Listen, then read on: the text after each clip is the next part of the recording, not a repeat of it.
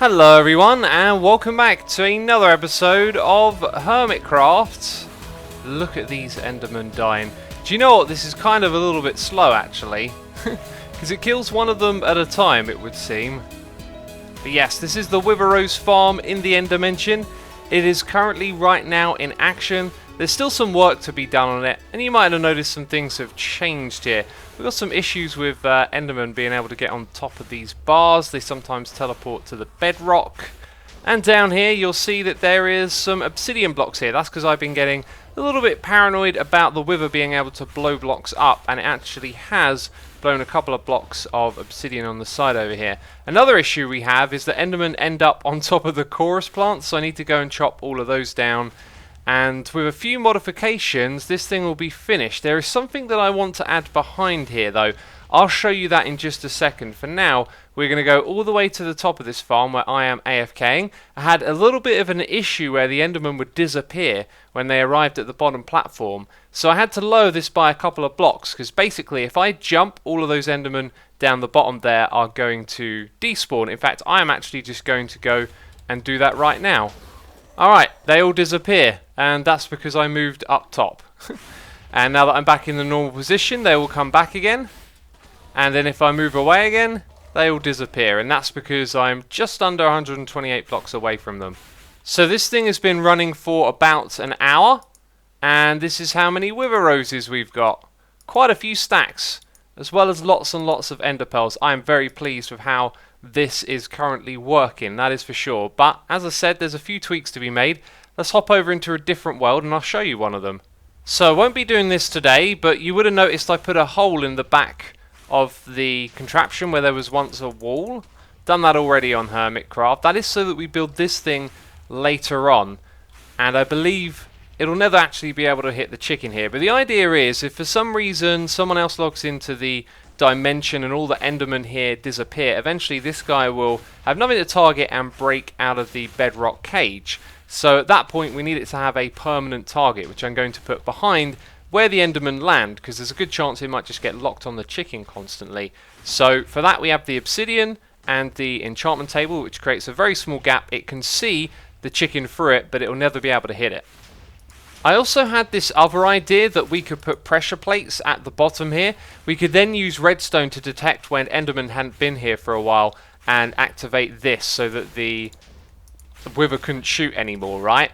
Problem is, when the Endermen are standing here and the explosions happen, it's enough to actually blow up the pressure plates, so they wouldn't be able to stay here permanently. So that was my original idea, to be able to automatically turn this off if there are no Endermen, but the alternative is just to have it continuously target something it can't actually hit. Anyways, it's time for me to end my AFK session as I have a live stream to do, so I'm going to grab all of my gear. I'm going to go hit the redstone over there so we disable the Wither down below, and I'll come back to here at some point later on in the episode, I'm sure, and we will do a little bit more work on the project. And that time is actually now, because I've been playing on the server, I've been going around the place, but I've come back here again. Just so happens at this time of the day it was convenient to pop back to this area, set up the chicken over the back here, and then continue using the farm. And it's been doing this flawlessly now for about another 45 minutes to an hour, so this thing is really, really reliable. I'm also pleased to announce that we have filled up a double chest full of Wither Roses over here. I've just sorted them all in manually, there is no sorting system, but one of the things we do need to do is actually expand this thing, because we are getting close to filling it all up. So I'll do that before I leave, but there you go, double chest of Wither Roses. I've got some shulker boxes here, and I'm definitely going to be taking some of those with me. There is just one other thing to do here. Originally I was going to call it the Wither Rose Maker, then the Rose Maker, and then I decided to make it one word, Rose Maker. So if anyone flies into this area, they might just have an idea of what's going on here. But anyway, it's time for us to head back to the overworld. Well, I'm back at my outpost. I'm kind of tempted to work on this project and overhaul it. You should let me know in a comment if that's something what you want to see, because we kind of already get exactly what we need from this place, right? But then again, it's always fun to improve things and make the rates faster. And down here we've got an iron golem, by the way. I think what we could do is maybe have 4 of them, 1 in each corner, because they actually lure in the pillagers that are close. So when I head down below, I wouldn't be surprised. They're actually, well, there's one on that side, and there's another one. Yeah, they're coming in because of the iron golem as well. And down here, I cleared out the space a little bit, and I also brought over a couple of cows so that you can milk yourself with a bucket, which we should probably put in like an item frame, just in case you're short of one. And then if you get the bad omen effect, you can get rid of it before you leave, which is pretty cool. Anyway, I think I'm going to spend a little bit of time here thinking about what we're doing this episode and just killing a few more of these, as I really want to use some of the banners in our next build. And as you can see, I haven't got any more from them yet. So we shall be renovating this place, and I want to make it look nice. And as I started to do things, I also started to wonder about how we can lure the pillagers into this area, and I've been doing tests as well. So what I've created here is like an iron golem chamber where it's contained here in the middle, yet the pillagers would be able to pathfind to the golem, because they could come across here. This is how they look at it, remember, and then they can walk around the side and interact directly with the golem. Actually no, that would need to be that way around, but yes, no.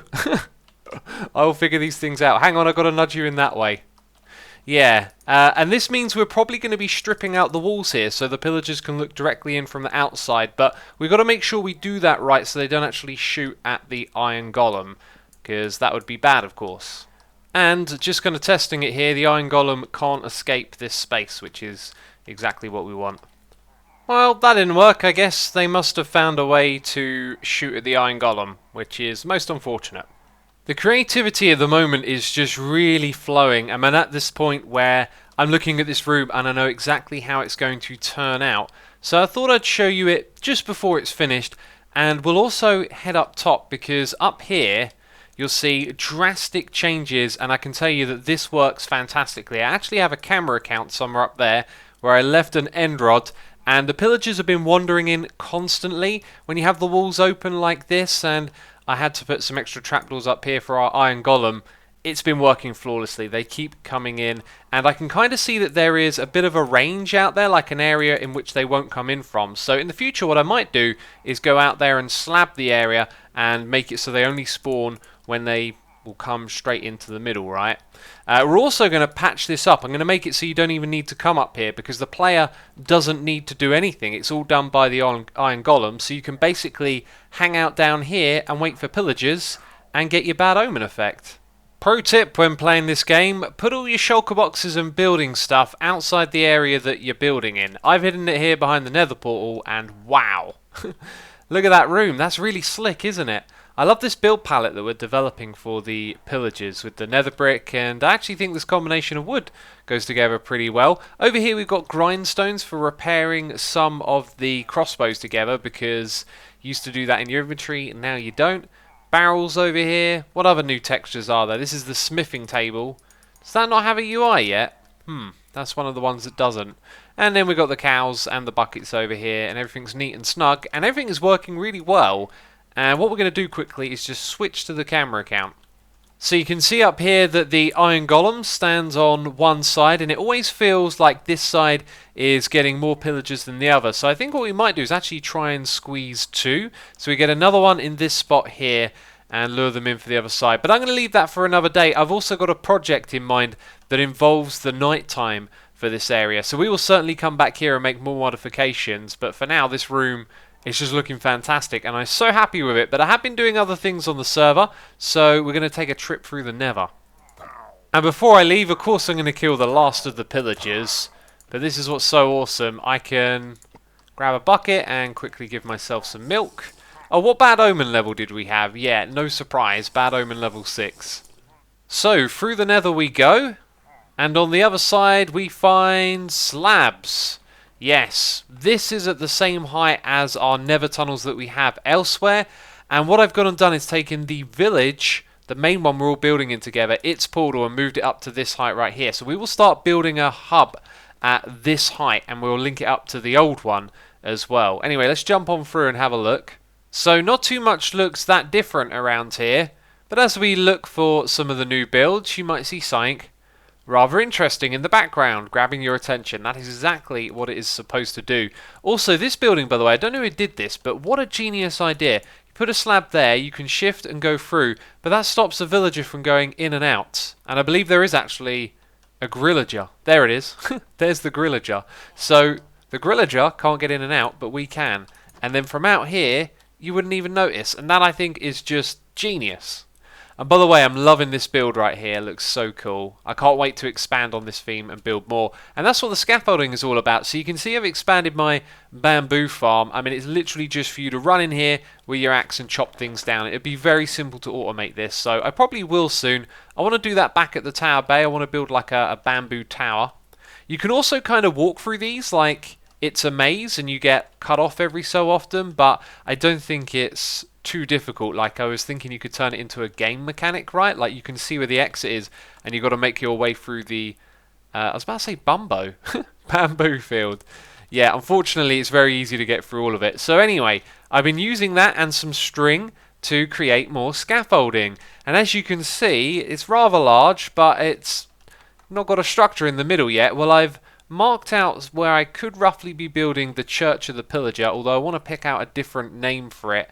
And then I've gone and build a big scaffolding grid around it. So as we start to build it up, we can use the scaffolding to get to the higher parts. I will say though, I think the scaffolding itself is a lot higher than I'm actually going to build this church.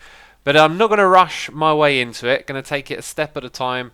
You know, find the inspiration and the build palette. And in this area, we're going to build some sort of temple. And we're going to do it with similar materials to this building over here. And we'll talk about that raid meter in just a second. So I've come over here and I've ripped out the spruce foundations and put in some dark oak. I've got a real clear vision of what the building is going to look like, and so I've started to put that together. We're going with dark oak as the main support beams, and then we're going to have spruce roofs, and we can actually kind of use the scaffolding here to get a nice vantage point over this. You can see the scale is going to be very, very large, and we're going to have to chop a whole bunch of trees. But the idea is that we're going to have like a square tower piece at the front. It's going to have its own big spire going upwards, and then this is the height of the main room that's going to be behind it. So this thing's going to be absolutely massive, but that's the fun of it really, and I love how the scaffolding is wrapping around it. But there is a material we need to collect for this, and that is nether brick. And so I figured the way I wanted to do this was to find a bunch of netherrack somewhere and smelt it all up. Oh yeah, also put the wither rose into effect. Anyway, about this raid meter, we have a infinite raid loop going on in the village at the moment. Every time the raid ends, someone gets bad omen and it starts again, which is really unfortunate. A lot of people have been reporting this with 1.14. So down there, we have a trapped vindicator, which is the last of all the villagers. If we kill it, another wave of the raid starts, which we do not want. So I'm hoping a future update of Minecraft will fix this, because it is a real pain in the bum to keep having raids all the time. This season I'm yet to build any form of super smelter type building, and over here we actually have our kelp farm and then where the kelp gets smelted. So this is sort of like a super smelter. Now as you can see, we don't have any kelp in the system, but we do have lots of fuel, so we could totally use this to smelt up a bunch of netherrack. And it just so happened when I came over here earlier today, there was actually loads of netherrack in this chest, and then I went around the server and found loads of junk netherrack left behind in chests. So we have a stupid amount of it to convert into nether bricks, but I'm not sure how this is going to go down. So the best way for me to do this is pretty much manually to fill up a chest or something and then break it, and then there'll be tons and tons of netherrack, which apparently I'm picking up, but that's fine. Then it gets picked up by the hoppers and smelted down below. We also picked up that chest. It could have actually quite easily have gone into one of the smelters. So I'm going to do this manually. I'm not going to set up a system because this is just a temporary and unusual job. But that's the way that we're going to smelt all of this netherrack, by dumping it into this system. So if we pop down here, we should now see it's active. Yep. And look at that. We're starting to get some nether brick. And it just so happens with the very last of all of that netherrack, we will pretty much be filling up just about every hopper as it makes its way around to the other side. So the capacity of this seemed to match the amount that we had, which was kind of fortunate, I guess. And so you might wonder, what will one do while all of this is smelting? I have trees to chop down, because we're going to need a ridiculous amount of spruce wood and a ridiculous amount of dark oak as well. And through this wall I can hear some mooing, which reminds me that during my Sunday morning live stream we went and found some mushrooms. We brought them from Docks Island all the way across the ocean to this area, and now I've locked them up here. I've locked them up, yes, kind of cruel. And I need to breed them again, which is why I'm getting myself some wheat. But we're going to make use of this soon, because I've been running out of my golden carrots food supply. I think I've got like 1 or 2 stacks left. Remember, we brought a load from Impulse, and I think I might try my hand at moving on to a different type of food. This food will of course involve the mushrooms, but that's a story for another day, a project for another day even. I've got to go chop down some trees right now. Okay then, job done, nether brick crafted. If you were curious like I am, 3,864 nether bricks have been crafted. That should last us a very long time, I hope. By the way, the mushrooms that you saw earlier, they came from Docks Island, and it was kind of funny because I was looking for Docks Tunnel and standing directly underneath it. It turns out that the old tunnel system was right above the roof of this. So we built a little entrance to Docks Island. There really isn't too much to say about this, other than we got to use the new lantern, which is a block that I really like. And then up the top of this ladder, you have the transport system to take you to Docks area. But the place we're heading to next is, of course, where we're building our church. So the shape and the scale of the building is looking really nice with some netherrack set back, nether brick. And of course we've got to come in here, rip out some of the blocks and make windows and stuff like that. But as I'm trying to just take a step back and enjoy the shape of it and see where it's going, realizing this scaffolding kind of gets in the way of the view. So I think the scaffolding needs to change with what we're doing. We don't actually even need it over here in this corner, right? There's nothing that's actually going to be in that space, and so I can come around and start to remove a little bit of this as it gets in the way. That pillar there might have to go. It pops off all the way up to the top. Let's knock off these blocks, and now we have a nice view. And that was really easy to do as well. Cool. Right, so I'm going to bring some nether brick. Jeez, I'm always going to get those the wrong way around, right? Going to start bringing it up the side there, and I think we need to introduce a different material for the main part here. The banner out the front here has given me a little bit of inspiration. You know, the grey from the pillager skin could fit in here, and maybe some turquoise from their eyes as well. Where exactly this is going to squeeze in here, I'm not sure, because we've got like 1 block right here we could use, and then maybe 2 up there, and that's the only spots they're really going to appear. Once again, the scaffolding is almost in the way, but we can actually see the colour here, and we can get a real feel for how little impact that turquoise has. So we might have to play around with the shapes and design here to integrate these colours.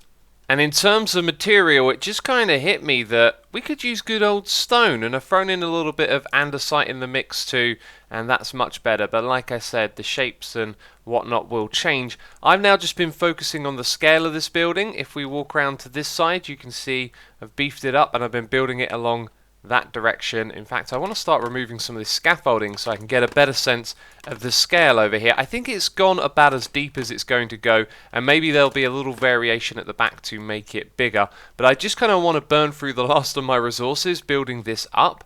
So I'm going to focus on getting these walls here built up. You can see I've been building them on the other side, and the interior of the building is going to end up being absolutely massive. But let's set ourselves a goal. I want these walls on either side to be built up, and we need to get the top bit done. Now that is hilarious. We got a wandering trader, and it's on top of the building. Oh, you have picked the wrong spot. Anything interesting, pufferfish? I mean, I didn't even have a stash of emeralds to trade, really. Oh, that's amused me greatly. Anyway, here's how things are coming along. I'm just building up the roof and building up the walls, and soon we'll get the front of this thing done. And check this out. Oh, they've moved. Look, we've got a pillager patrol in the area. They're not actually going to shoot at me, are they? I would love to capture them inside of here. It's a shame I hadn't finished building more of this, because we could capture them. Then we'd have them on site to kind of populate the area, right? Give them a name tag, do all of that jazz. The raid leader escaped. Oh, now it starts moving. I think it wasn't moving because it was standing inside the bamboo block for a moment there. I mean, it was there for a long time. And to open up my recording software again. Okay, yeah, let's get you inside of here with the other ones. Oh, this is going to be a pain in the butt now. Come on, raid leader. Whoa, there's another patrol over here. It's like they know I'm building them a church or something. This is bonkers. The other lot are still inside. Distractions aside, I thought I'd grab the camera account and do an experiment here, figure out which material I like more on the roof. I've already made up my mind. I'm definitely going with the wood. I think I'd like to keep the nether brick exclusively for the walls. Hey look, there's another pillager patrol. I was just getting finished up here anyway. Let's break the last this little bit of scaffolding. Grab a rocket. Rocket up into the sky. Try not to hit the bamboo and look over my shoulder. That turned out awesome. I think I may have actually gone for a little bit too big of a size at the front here. Maybe it should have been tucked in by one more block. But I don't think it's enough to really make too much of a difference. It looks fantastic, the beginning of this structure. And if it isn't clear, there's still a long way to go. We've got to put details on the outside windows and whatnot. And then there's the whole fiasco of building the inside. And yeah, it's going to be a very interesting project. And speaking of projects, this bamboo here is actually conducting a experiment for me, and that is to figure out what is the maximum or average size of the bamboo when it's fully grown, just by having it set up like this, because I want to build a bamboo farm in the future. So I'm going to go with this one right here. Let's count, let's get a fresh new stack and then right click, and then we can deduct from 64, so I'd say a few more blocks. So for the farm that I want to build, yeah, I reckon I need to know what that number is. It is actually 14, so yeah, when I build my farm, that is the number that I need to remember. As you can see behind me, the back of the structure isn't finished yet either, so I'm going to be working on getting some spruce wood and filling all of that in. But that's all we're doing on this today. I hope you've enjoyed the episode. It really has been a lot of fun, and so if you enjoyed it, please do leave a like. As always, thanks for doing that. It supports the channel, and I'll see you soon with another one. Bye bye.